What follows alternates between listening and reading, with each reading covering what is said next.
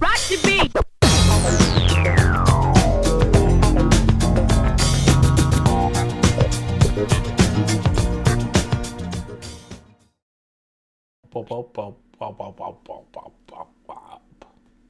Well, here we are on YouTube. Yeah, Nate, this is very exciting. We are on YouTube, and we just want to say a special thank you to all of our King Gizzard supporters, of course, of the band, but they in turn support our channel and our journey. Mm-hmm. We've not done a chronological journey of the band, but we've done a journey nonetheless of King Gizzard, and I think, quite frankly, we've enjoyed it. Our only quote-unquote hiccup or struggle or made us go, a little bit more than others. Challenge was the Mile High Club album. Mm-hmm.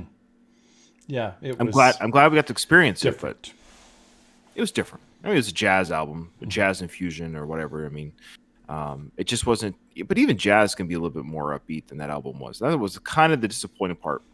The first half we quite enjoyed. The second half, I'm sorry, the first half we didn't. We were struggling, but the second half we thought it would have made a good EP. It would have made a good smaller album. Okay. Mm-hmm. And speaking of kind of smaller albums, this album only clocks in at almost 28 minutes long, so a short album for the King Gizzard crew. But it's from what I understand, it's a narration type album. Okay. It's a Western story. Mm-hmm. The name of the album is Eyes Like the Sky, and it's written by, we just got this in our Discord chat, so we'd like to welcome all the King Gizzard fans and others in our Discord chat watching this live. If you'd like to be part of our Discord channel, it's free to join, and you get to chime in while we record. Ambrose's father wrote this. That's kind of cool. So that's really cool. Broderick Smith, it says in the iTunes. Broderick Smith, yeah. Mm-hmm. So I guess that's Ambrose's dad. And yeah, Ambrose Kenny Smith is his name. There you go. So that's really kind of cool. I find that. And somebody asked in the Discord channel, hope you like spaghetti westerns. Well, you know what? I actually quite do. I love spaghetti westerns. I love the Clint Eastwood westerns. Western movies are one of my favorite genres of all time. I love westerns. Yeah. Love. Yeah, I love westerns. So that's a good start. So without further ado, Nathan, let's just see what this is like. Okay. I will say this. I know that the entire world outside of North America is fascinated with the Wild West and has been for centuries. So yeah, that's a good point. Of course, King Gizzard is from Australia, and a lot of their fans are from Australia. Do they care? But granted, there's a lot of great quote-unquote Western type frontier Australian films as well that are quite good. Yeah, so their settlement of Australia was way different than North America's. It is, but they do have their own, not necessarily cattle and cowboys, but frontier type movies. Yeah. Yeah. Okay. Yeah. All right. Yep.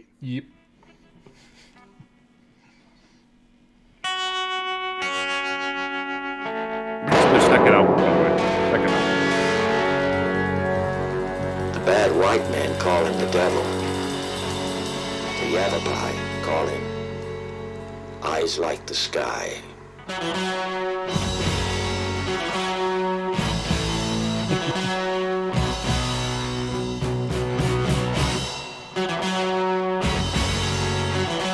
Go up a little bit.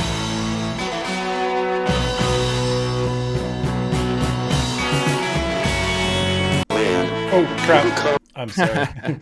Just playing around with it. There's my dryer buzzing. Do you want to start again? Well, we can start the song again. That's fine. I just feel bad you have to edit all that stuff. Or just let the humor play out. Let's just start again and people can just deal with the chaos. Okay, let's go. Okay. The bad.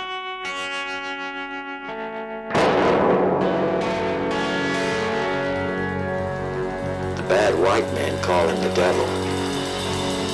The Yavapai call him Eyes Like the Sky.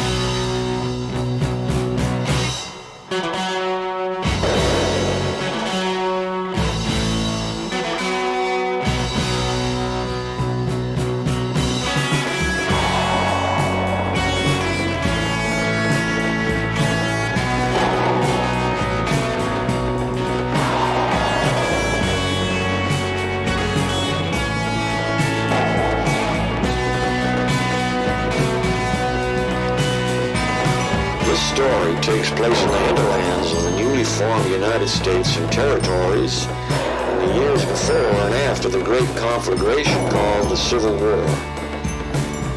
Men roam and fight each other simply to stay breathing. Muskets give way to repeating rifles. Cannons give way to Gatling guns.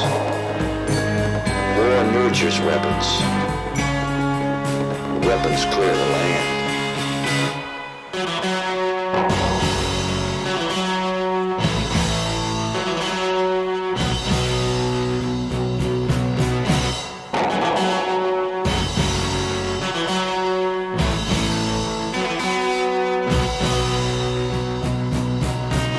In the deserts of the Southwest, old hatreds grow into new ones. Old beliefs are shattered by gunfire and charging horses. Into this cauldron of fire rides a young man who becomes a shadowed legend.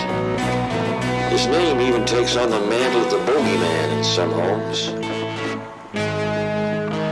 Among the first Americans, his name is exalted from wickiups to longhouses, from teepees to cliff dwellings. Among the men of the Badlands, he is feared for his silent walk and swift, economical dispatching of his enemies.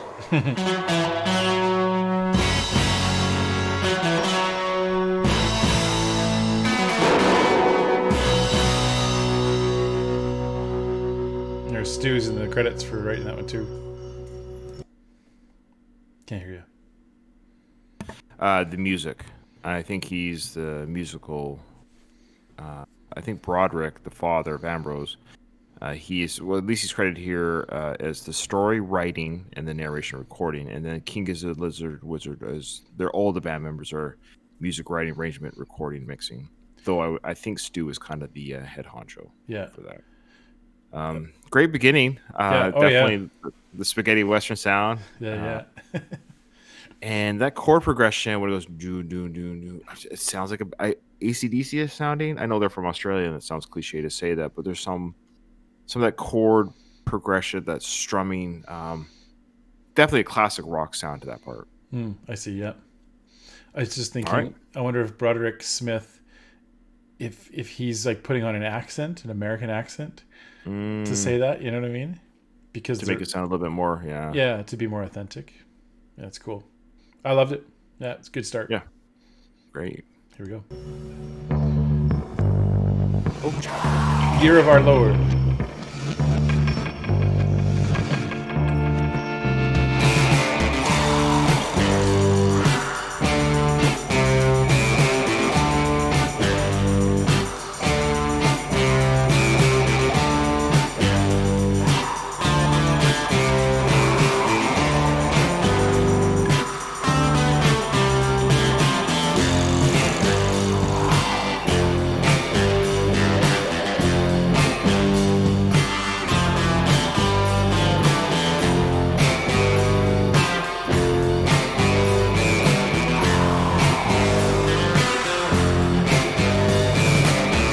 Chapter 1. They'd been watching the farmhouse for a while, maybe all day.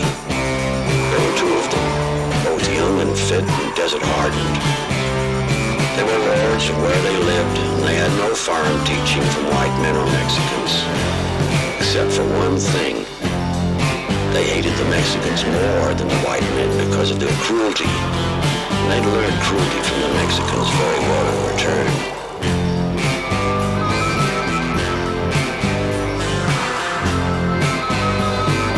Smoke from the mud house curled up into the sky like an albino snake. The two young men watched and counted the white men down in the farmyard. A tall man and two shorter ones, maybe his sons. A woman would occasionally come out from the shack, get water from the well in the front yard and carry it back inside. A small child would be with her. The men watching on the rim had no calendars, so they didn't know the date. 12th of June, year of our Lord, 1854.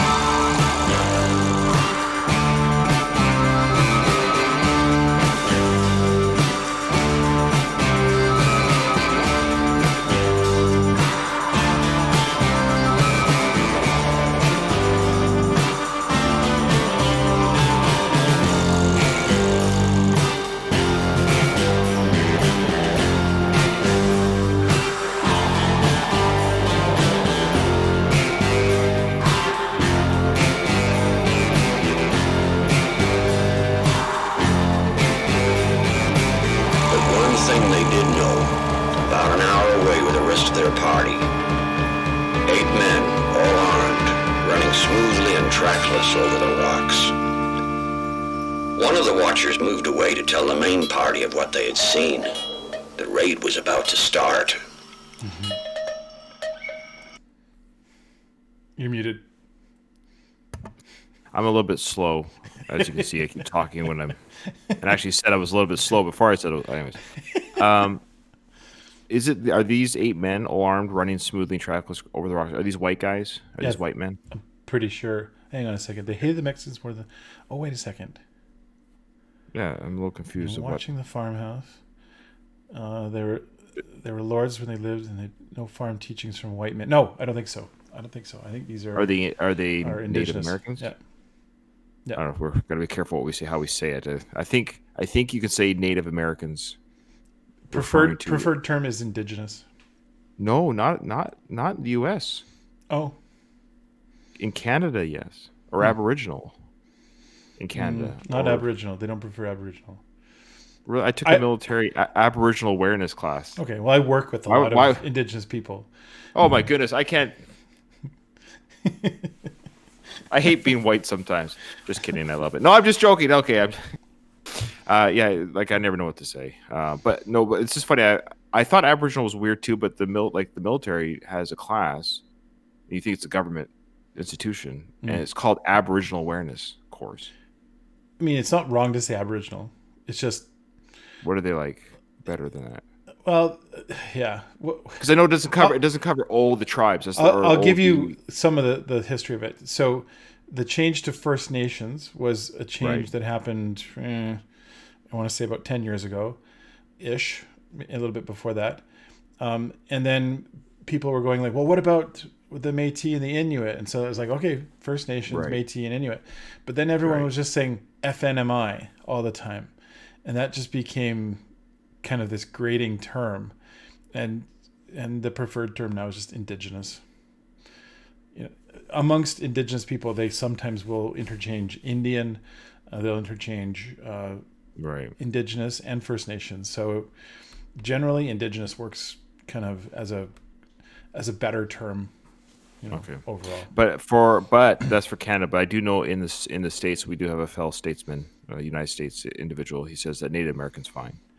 But of course, during that time, during this period, they were of course referred to as simply as Indians. Yes. During the 1800s or 19th century. Well, in fact, when we were kids, When we were kids, there was other names too, which we will not repeat on this. No, we will not.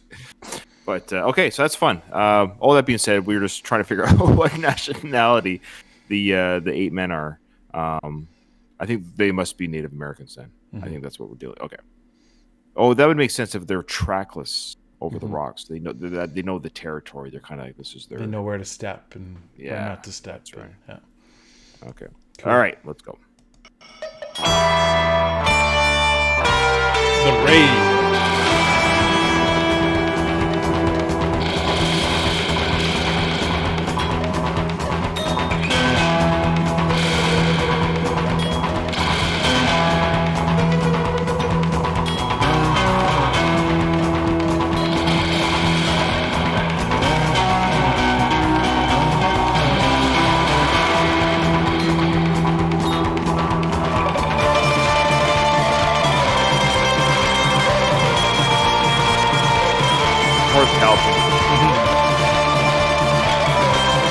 I think it's that sound, the guitar.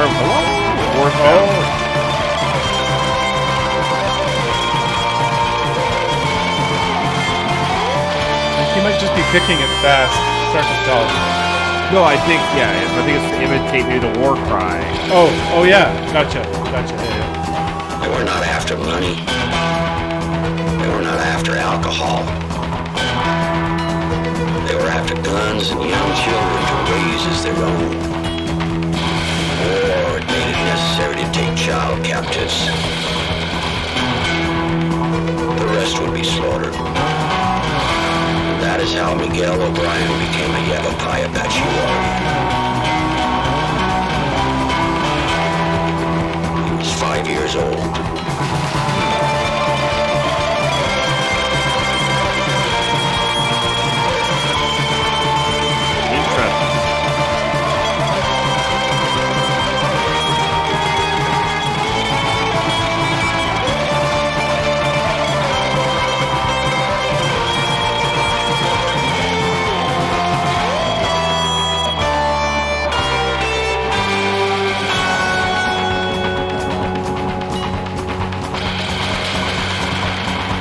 keep it rolling for the next one. Sure.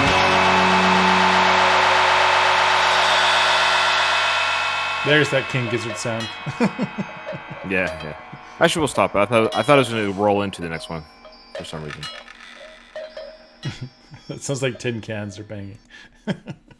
So the raid was some Apache warriors. They slaughtered the village or the settlement, and they took child prisoners. And interesting, so they raised the children to be. Is this a true story? I don't think so. Okay. I don't think so. But you could just argue these type of things happen, obviously, Sure. in the Wild West. Yeah. Sure. Yeah. Miguel O'Brien. So he was probably an immigrant from Scotland or something. Yeah. Okay. All right. Drum Chapter run. 2. Miguel O'Brien ran with the Apaches. He ran and ran, and as his legs grew, he glided over the desert earth.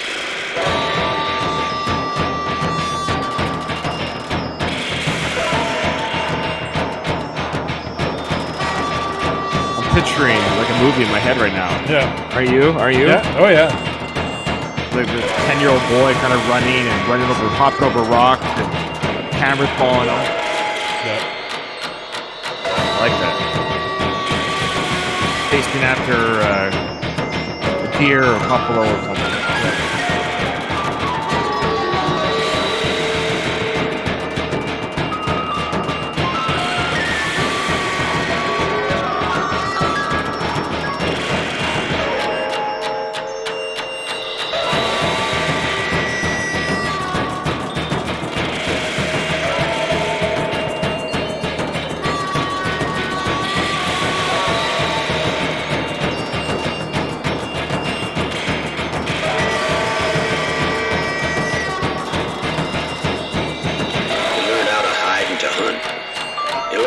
No tracks, and he learned how to live on what he could keep down.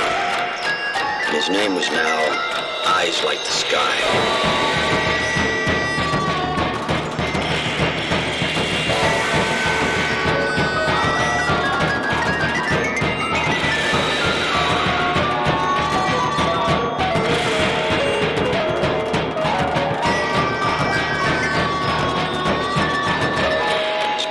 Showed his father's race. He never wore the white-painted face of a slave. He was valued for his stamina and distant vision.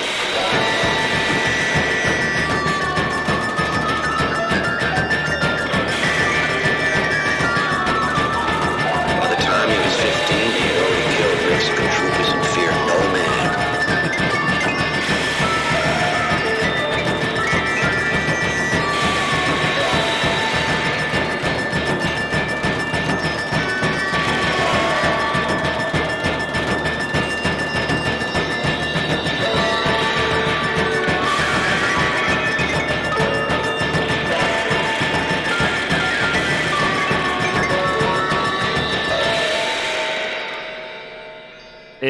If this hasn't happened yet already, and I'm surprised if it hasn't, that somebody hasn't done like an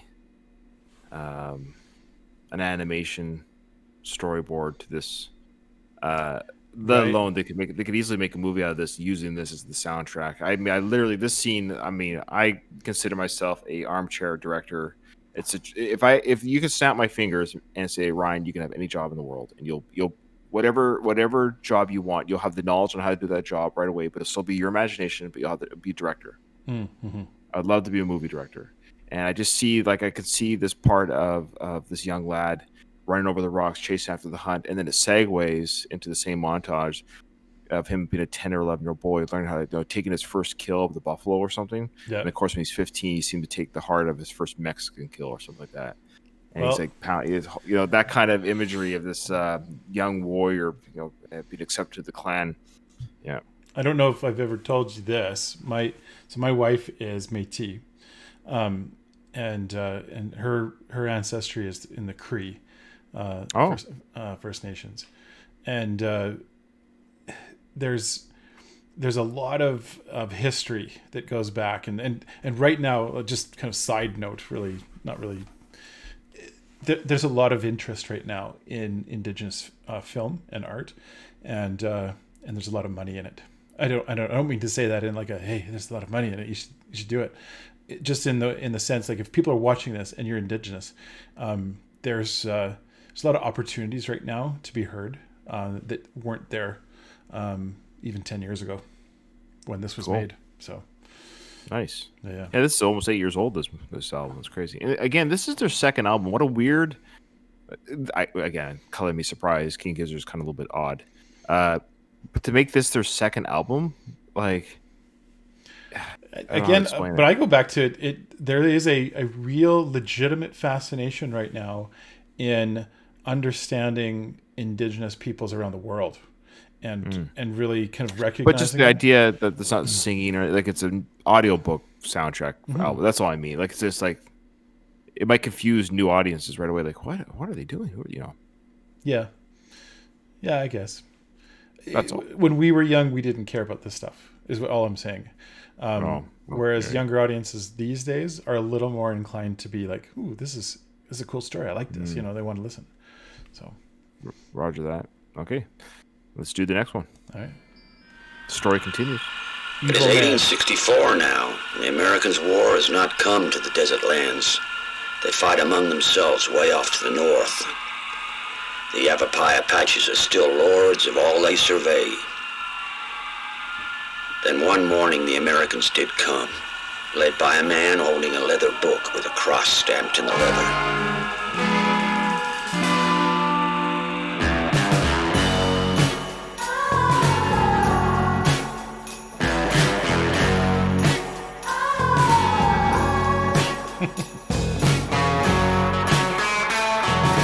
An evil man who did terrible things to people in the name of a god that looked upon the man himself with revulsion. Yeah, you're right. This would be great as an animation.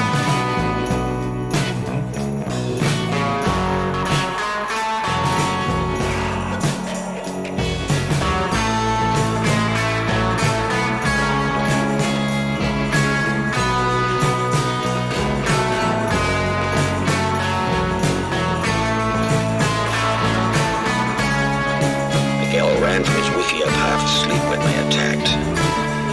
The rifle butt sent him unconscious.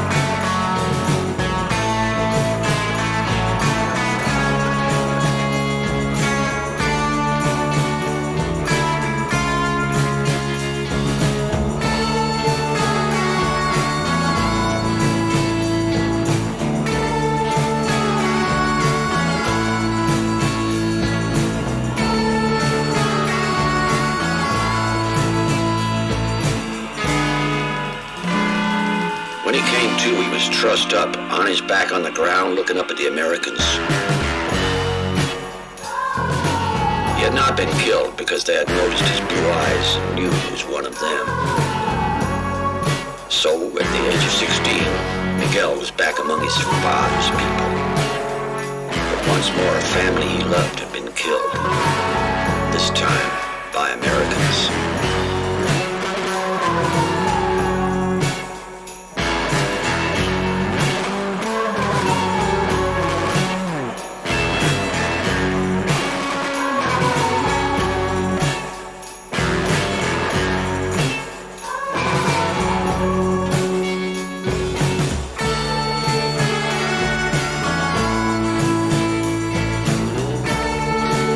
Hear Ambrose's harmonica in there.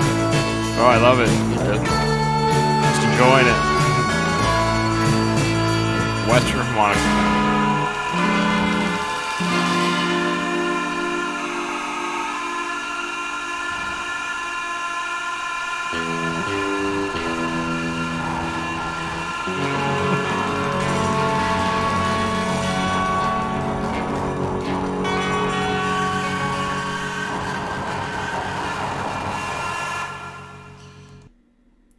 Ooh, so plot twist. He's now been ripped from his family of 11 years, killed by the people that killed. Yeah, it's just like he was in a white family, got ripped from that family by the Apache, and then now they're killed by it's poor kid. It sounds like a Louis L'Amour novel to me. Yeah. No, okay. So this is like this poor kid's going to need therapy. So they had good therapy back then. He'll be fine. Oh yeah, they always talked it out. Their feelings and childhood trauma. Who hurt you, Miguel? Chapter 3.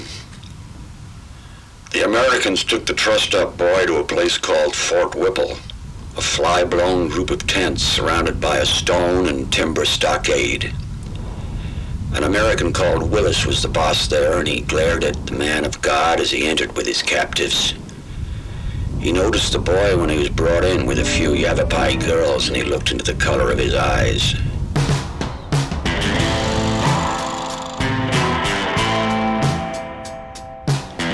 What do you make of him? He asked the God-man. He may be the young O'Brien boy who was lost here years ago, or he could be from the Jepson party who never made it to New Mexico, said the God-man back.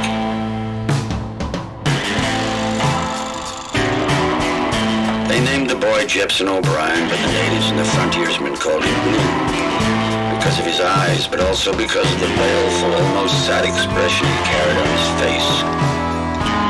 Expression of someone who kills with compassion, but not mercy.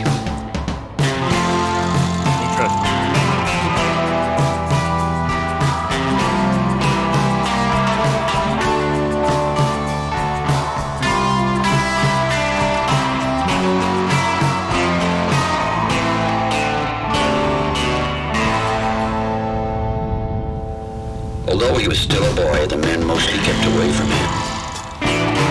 All except for one, a trapper who understood his skills and in return fed him and taught him the white man's way. In a short while he could speak and read and write their language. And he also added the calm, fast dignity of the gunman to his arsenal.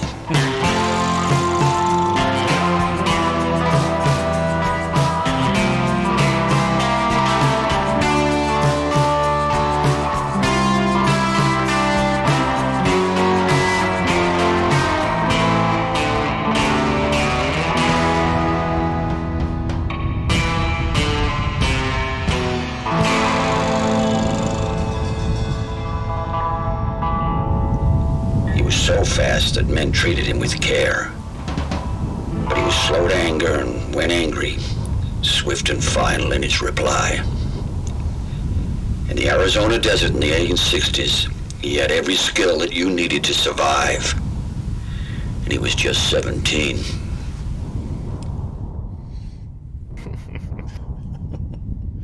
Interesting. I love that thunder in the end there. Yeah.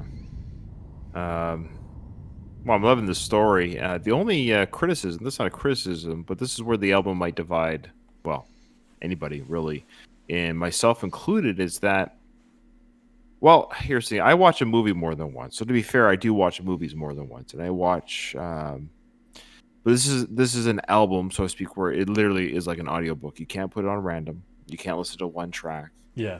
Unless you knew the story, like, verbatim, just for fun, you could put on random, because you know where it is in the storyline. But you get the point. It's a linear story. And the other criticism, again, we're reading the lyrics, and you have to read along. I don't know what I would catch without the lyrics in front of me. It's a little bit hard to hear the voice and some of the nuance, the way he speaks. It's in a tin can type of sound, which adds to the era of the time. It's done on purpose, but I'm definitely following the story very well because I'm reading the lyrics. Yeah. So again, it's like an audiobook.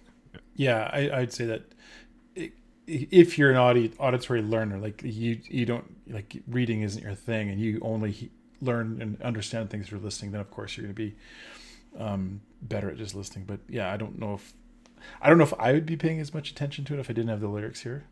Yeah, that's just it. Yeah.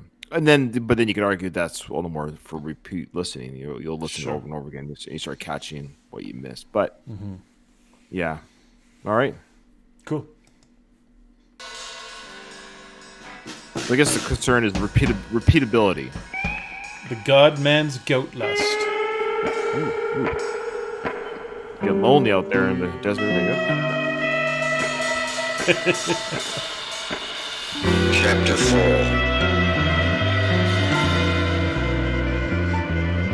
The God-man with the Bible was in the back room of the chapel at Fort Whipple. The God-man was deeply engrossed in satisfying his goat lust with a Yavapai girl. She never said a damn thing, but just leaned over an altar while he defiled her. He held a pistol to her head as he grunted away, and when it was finished, he shoved her towards the outside door. But the God-man never got to fixing his long johns or his black trousers. A young man named Blue strode softly up behind him and drove a long-bladed knife into his neck.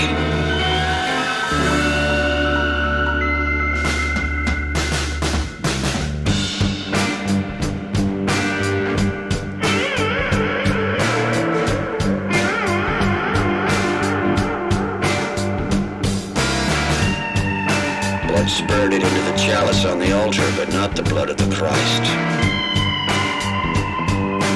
Just the blood of the God-man.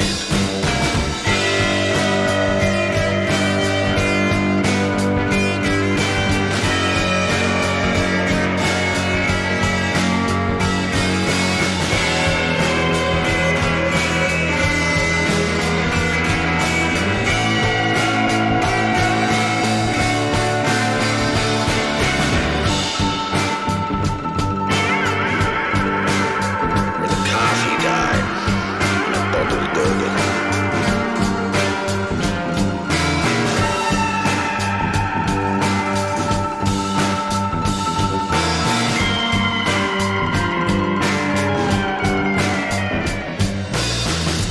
A young man named Blue took the Yavapai girl, money, guns, and food, and 2 strong horses, and rode into the desert away from Fort Whipple. The God-man's body was found, but he was not missed.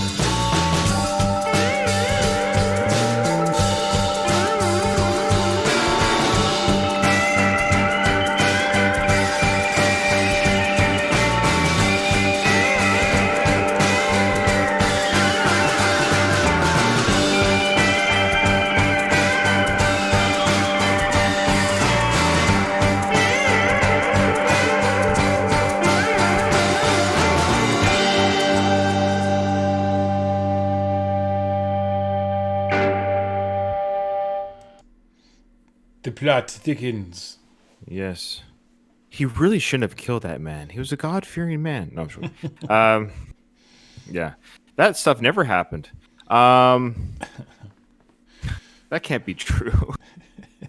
Boy. What I really liked about this was the that music at the beginning when that poor girl was being sexually assaulted.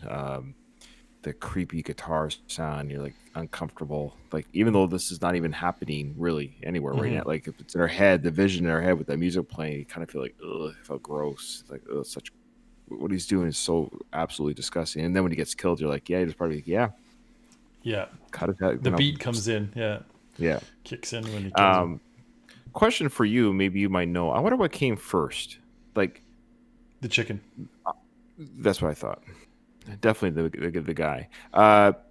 The stupid joke. It had nothing to do with what we were talking about. I totally forgot the topic we were on when I said it. Stupid joke. It had nothing to do with the topic we're talking about. Okay. When you write the story, when Broderick's dad, sorry, his name is Broderick. When Broderick wrote the story, like, did he have to change the format of how long each chapter was, or did he say this is like? Did he just say, "Here's the story, here's the chapters, King Gizzard, make the soundtrack however you want"? That's what I would guess. I would guess that the story came first. But then the narration timing. right? Because So he has then- I guess that the story's a little longer. Like I'm going to guess that the whole thing is more like a short story, and that it's trimmed to fit. Does that make sense? but you get what I'm saying though, right? Yep. Like, Yeah. because there's a certain cadence and rhythm, and I would suspect they might have paused the narration to fit. Like maybe he just read it straight, and they're like, "Well, we'll pause it here. We'll put our musical piece in."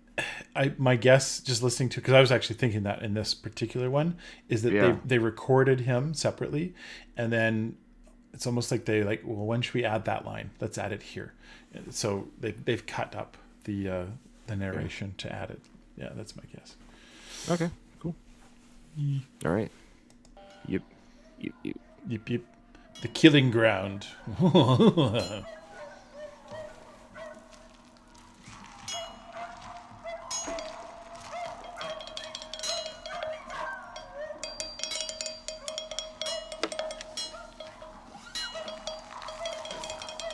Chapter 5. For days they traveled, the young man and the Yavapai girl. She told him her name and they spoke in the language. They rode the horses until they gave out, then their throats were slit and meat was taken to eat later. No fires were lit, and they ate berries and raw jackrabbit as well to keep going. After a week they relaxed more as they entered Apache area.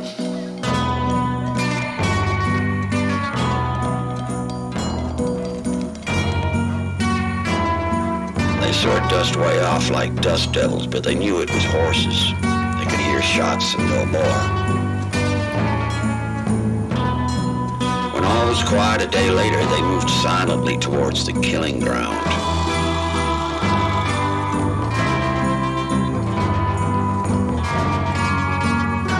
The buzzards told them the story before they got there.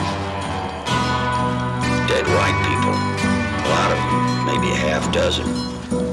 Burnt wagons and arrows, but not from one tribe. Some of the arrows were different, and shod hoof marks and moccasin tracks that were shaped like a white man's way of walking. Some white men had done this loosely disguised as Apache.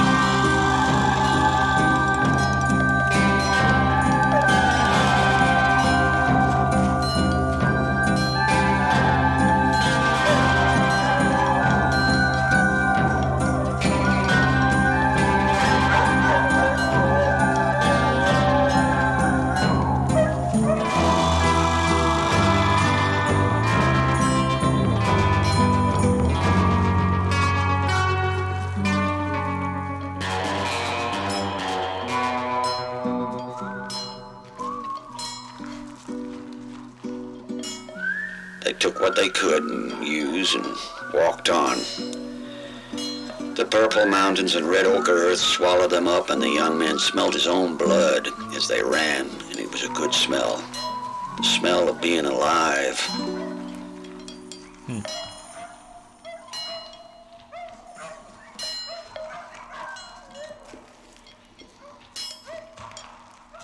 So you got white people pretending to be Apache to steal from other white people. Yeah. Yeah, and to rile them up against the Apache. Yeah. Well, should we just keep going? Well, yeah. I mean, yeah. That's, Let's just keep going right to the next one. I want to hear This what one happens is- next. Suddenly the girl pitched sideways, and a split second later the young man heard a distant Dust shot. in the wind. He dived for some rocks and watched as more bullets hit the girl. The young man looked at her body, and as she died, he worked out where the shots were coming from. He knew that death was going to walk among the shooters. Chapter 6. There is one thing that a white man should never do, and that is move towards an Apache, because you will never get there. How do you catch dust in the wind? The young man saw the way they were coming by the movement of insects and birds, and he knew where to go. Like the snake, he slithered into a dry arroyo and worked behind the shots in an arc. After a while, he saw them, 3 men, 3 white men clad in skins, and they walked confidently towards the girl. The young man knew somewhere behind them another one held the horses, making 4 altogether. He moved towards that man. The killers could wait. Let them enjoy the hunt before they went under. He found the one with the horses. He was young too, and he died quietly with a surprised, indignant look on his face. The young man tied the horses to a tree, and they'd come in handy later. 4 horses and equipment. At the girl's body, 2 men knelt beside her while another stood guard. The guard suddenly cried out as his head exploded in a bubble of pink spray and he fell forward. The other 2 went to ground and nervously called out to each other. Do you see the bastard? No, he must be close. But he wasn't. A sharp sporting rifle will reach a long way in the right hands.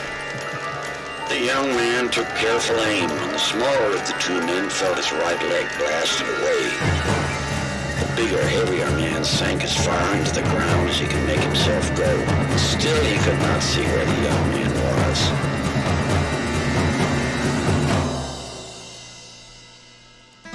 Keep it going. Okay. It's the next one. It's the last one. The young man by Guns now and was astride horses. a horse and making for a Yavapai stronghold half a day's ride away.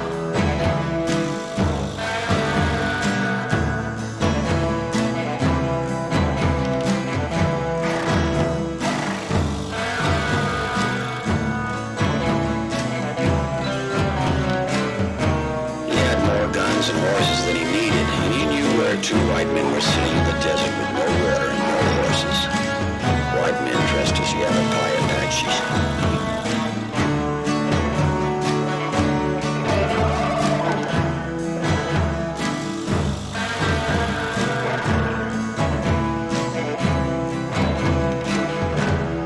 The white men would be calling for their mothers and their god by evening. But the young man would be drunk on tiswin and full of deer meat. And satisfied by their agony. That's the last song? Yeah. Oh, okay. I think it's the last one. Cool. Wow. I want to see that movie. I mean, I guess we did. I shouldn't. Yeah, I mean, We, people. we saw it in our minds. Yeah. We saw it in our mind. It's true. And I did. I did see it in my mind. And probably what was in my mind might be better than what could be filmed. But what a great story. Like, I love Westerns. And so I was enthralled and engrossed by the story. I thought it was great. A great Western story. Oh, yeah. Great revenge. That revenge killing montage or whatever. That was perfect. Yeah. The perfect music for that. I again envision him like sneaking around, just like the revenge killing was awesome. Yeah, And it's not even revenge killing per se. It's Right. almost like their fate was sealed when they decided to dress up and go after this group, because here comes this guy who can sneak around like nobody else and just takes them out because they're there. That's cool. Yeah, that was fun. It was a fun listen. But again, I can see myself listening to that again, but it'd be a while from now. Mm-hmm. You know what I mean? Like, there are books that I've read more than once. Some I've read more than twice. So I have read books over the years more than once. Obviously, I've seen movies more than once.